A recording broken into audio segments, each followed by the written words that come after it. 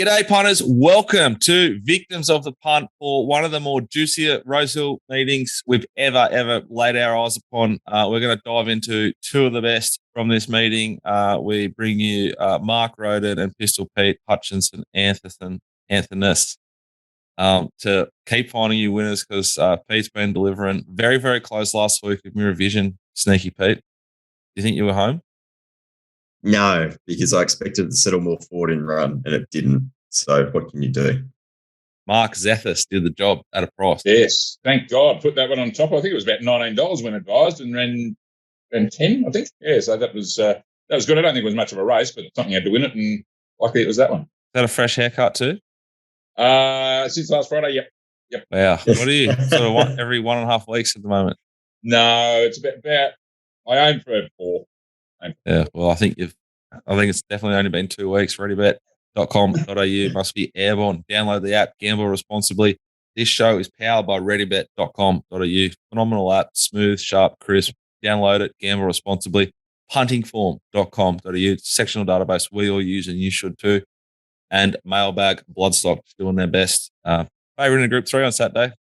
Ran second last, but it was still started favourite. What can you not talk about, but half talk about this week, Mark, in regard to Readybet? The World Cup.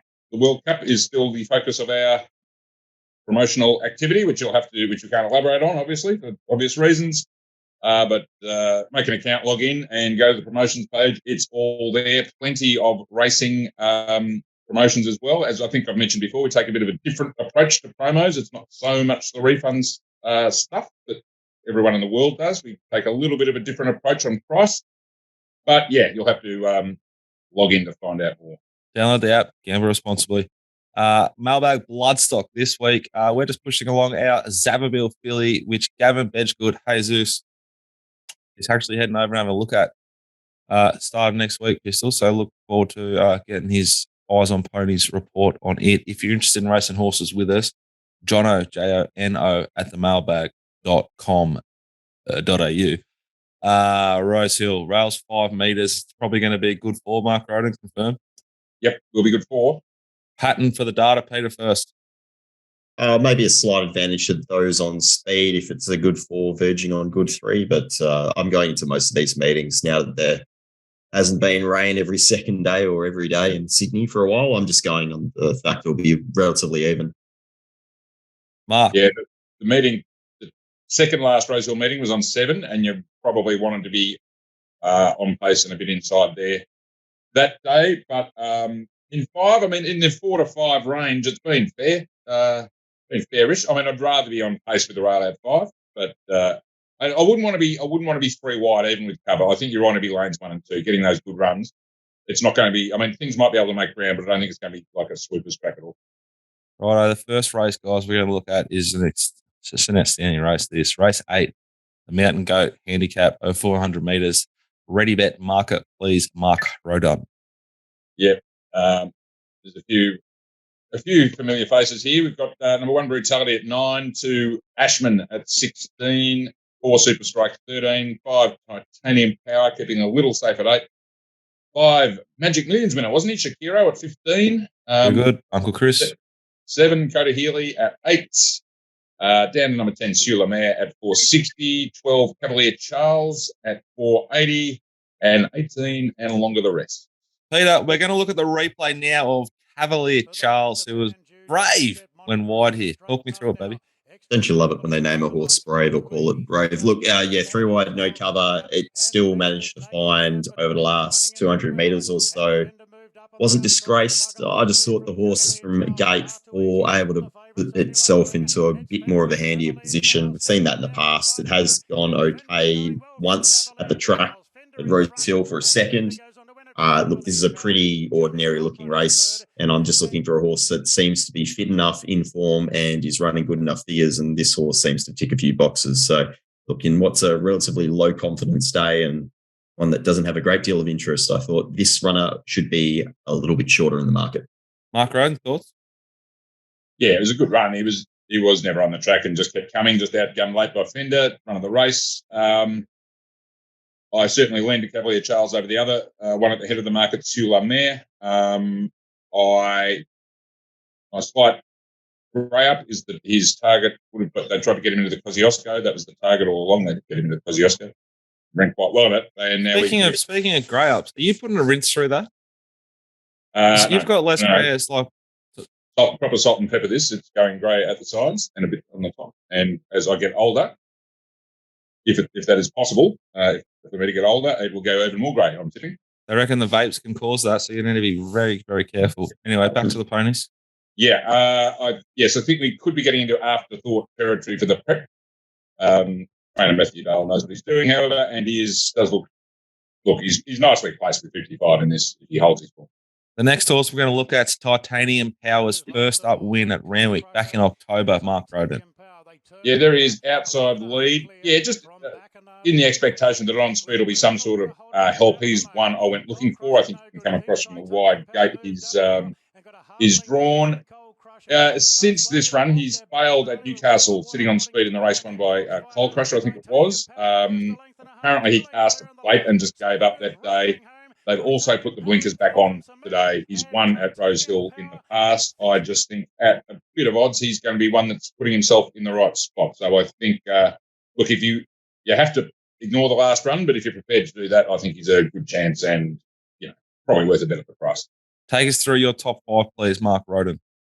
All right, at the odds, I've put number 5, Titanium Power, on top from the other one we've already mentioned, number 12, Cavalier Charles. 10, Sulamere, I think it's a bit short, but she's racing well and nicely drawn into the midfield somewhere. She's a chance. Coda Healy started a lot shorter than Titanium Power in the same race at Newcastle last start and finished in front of him. So if you wanted to construct that narrative, you could easily do so and make the case for him. Brutality's got 64.5 kilos. Pretty big weight for a flat race. And he's drawn 17. He's flying. He was hammering home at the end of the gong again last start. He's back to an 88.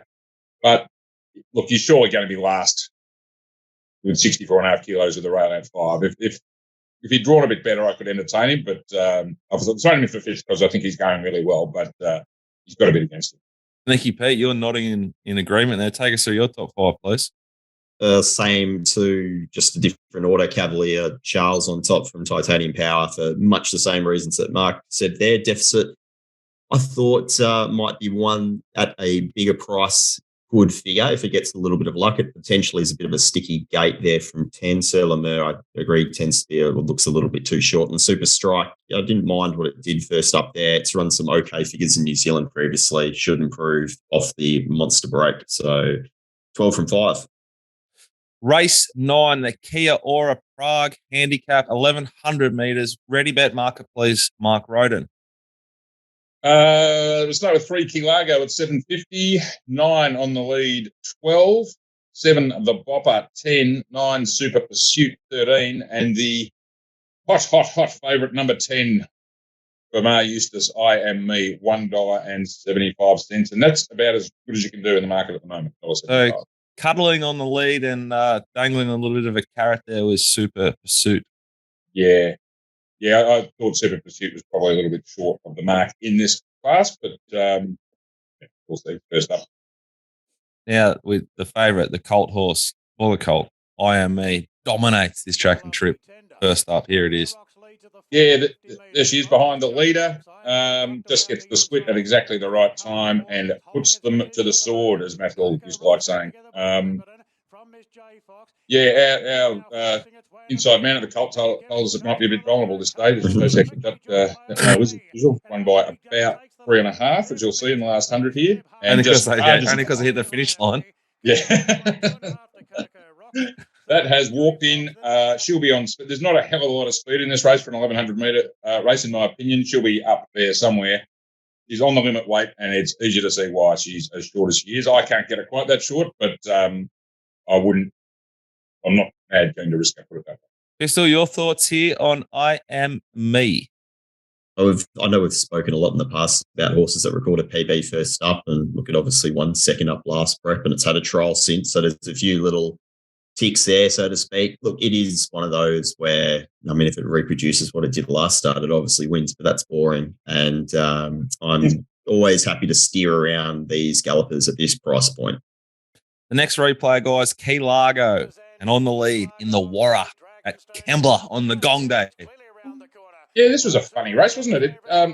They haven't run any time here. This was the sort of feature sprint on the feature day down at Kembla, and they've run slower time than the other 1,000-metre race, and the late sectionals weren't outstanding. But what I will say is the slow early pace certainly didn't help the likes of Key Largo or On the Lead, who have run home quite well for third and fourth. Thelric getting the job done there. Everyone thought Melkovic had hum along and proved hard to beat. He didn't go hard at all when he was first beaten, so it turned into a strange race, and Thelric was sort of the horse on the spot. But I thought Key Largo and particularly On the Lead weren't too bad. The inside and the straight there certainly wasn't like where they were winning from. No. So you could make the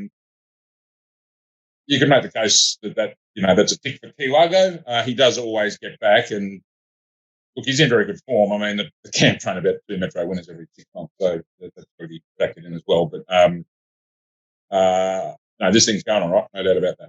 On the Lead goes from barrier 1 now to barrier 11. Do we like that? Not like that. I know that's a pearl of wisdom from the great Mark Lambourne, inside to outside, one of the golden switches, I think. But I don't think outside gate around a hairpin of the Rosehill 1100 with the rail out 5 is ever much joy. Take us through your top 5, please, Mark Rhoden.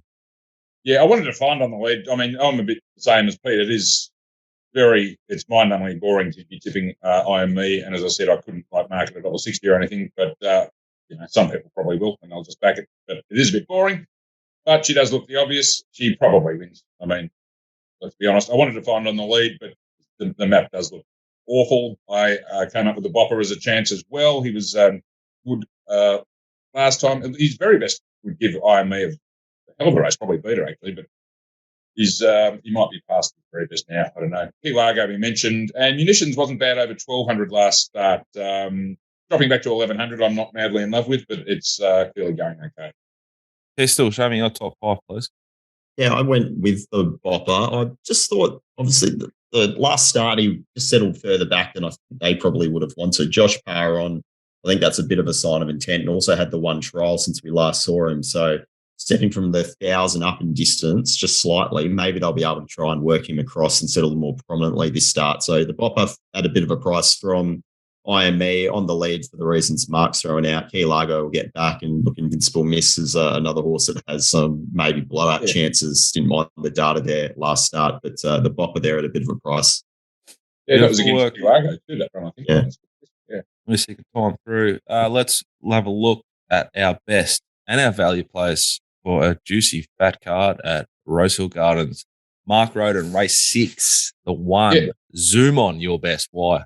Coming off a win at Moonee Valley by about half a lap. I think absolutely walked in, was only second up there. You'd expected, you'd rather be going up in distance. It stays at 2,000. Melbourne form's red hot. The Melbourne form is standing up really well in Sydney at the moment. You reckon that's just the good tracks versus the rain tracks? Not saying they're bad tracks, but just the dry track form. I don't know. The Sydney tracks have been good for about a month now, so I don't know if that's it, but it's something's going on. And look, you'd think Zermon's got more to come this prep. Just again, be up on speed with the rail out 5, and 370 backable to me. Pistol, your best race 8, the 12, Cavalier Charles, for all the reasons you outlined prior, yeah? Yeah, and purely because I haven't looked at any other races outside of the 2 that were previewed. So slim pickings for me at Rosehill this weekend. Well, guys, let's all have a little side bet on what his value play might be. I reckon it might be the Bopper. And there it is, race 9, the 7, the Bopper. And Mark Rhoden, race 8, the 5, Titanium Power, for all the reasons you outlined previously, yeah? Correct, yes. I've done a few more races than Pete, but I haven't done it all. It's not an inspiring meeting. We've also got, we're talking on Thursday afternoon. We've got Kenzo, the Twilight Christmas Party meeting tomorrow, so I've had to do the form for that first. So, juicy. Get on. Well, create an account at readybet.com.au, gamble responsibly, and they tell me that you might be able to go onto the live chat and chat to Mark Rhoden and get some tips for that Kenzo meeting tomorrow afternoon. So if you're interested in that, readybet.com.au, download the app as well and gamble responsibly. Pistol Pete, you beautiful little human, back in the leafy Yarra. You loving it? I'll reserve judgment until I confirm myself on a plane and then get back in time for the Northerly Stakes meeting live from Ascot. Glorious. Yeah. Dominating. Mark, anything you'd like to leave listeners with? The viewers? If you're having a bit, it's assuming this goes out tomorrow morning. Hopefully tonight, but if not tomorrow morning, there's one at Kenzo you can have a bet on. So you don't want them to come onto the live chat? No, I do not come on the live chat. You won't find me there. Kenzo race 6 tomorrow. Rosovo in the blue colours with Tyler Schiller on. Crying out for 1800. Looks very nicely placed. And this is around $6, I think. I'll give you one just to add a bit of value. Werribee, Sunday. Race 1, number 4, and Factor. Take 440 wherever you can. Right. Have a phenomenal weekend, guys. Enjoy yourselves. Treat each other with love and kindness. Be nice to everyone. Be grateful and gamble responsibly. Bye for now.